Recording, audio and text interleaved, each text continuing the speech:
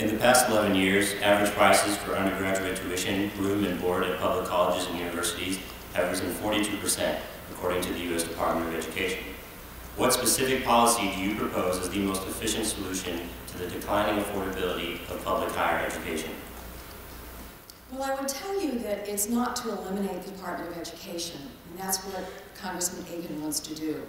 As I just indicated in that rebuttal, I didn't need to use that time in that rebuttal if I'd known this question was coming. What we did is we took the middleman out of the student loans and took that cut they were making with no risk, because the federal government was backing those loans, and we took that money and increased the amount of Pell Grants, which allows more kids to get to college. And this is the land of opportunity. This is where we believe that anybody can do anything, and that personal freedom is very important. But to get to that next rung of the ladder, there's a lot of families that can't get their kids to college. I don't want to shut that door for them. So it's important, I think, that we keep the Pell Grants in place. It's a big contrast between me and Congressman Akin. I think we also have to pay attention to student tuition.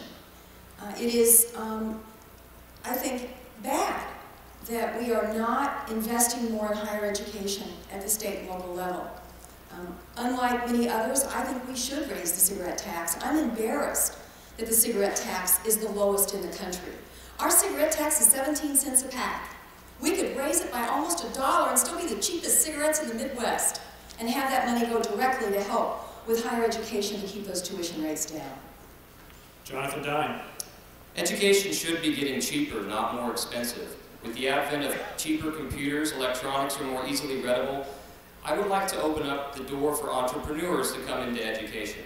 Our education system has become too rigid, and it doesn't allow for people to come in and offer a better service, a better product, but we need to look at why the reason tuition prices are raising.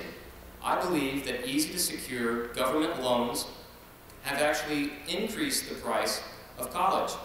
With kids receiving more money, college institutions have increased the price. If there wasn't as much money being lent out, college campuses would be empty and it would be forced to lower the price of tuition. I think that greed has played a big price. I would like to work on investing in education. I think it is something that's important, but it should be done at the state and local level, not the federal government. Todd Akin.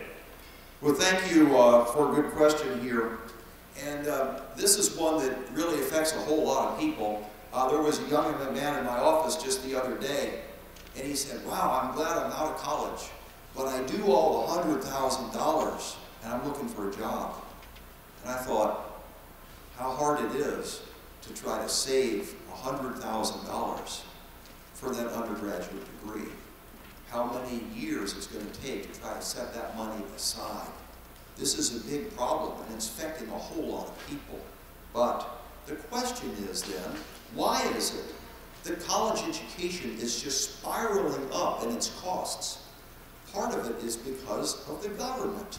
When the government keeps getting into things, it affects the marketplace. And what's happening is the government is giving these loans and encouraging the prices to go up. And where does that stop? So we're putting people into an incredible vice by the government using more and more money to do things, killing jobs, and then facing kids with a completely impossible choice. Do you want an education but you can't pay for it? So this is a real tension, but this is an example of us doubling down on failure. When the government gets into things, a lot of times it messes them up. The classic example is Freddie and Fannie and the entire economic mess we're in, which is created by the government deciding to get involved in home mortgages. How many more things do we want to inject the government in? They're the ones that are driving these costs, and we need to let a little free enterprise work.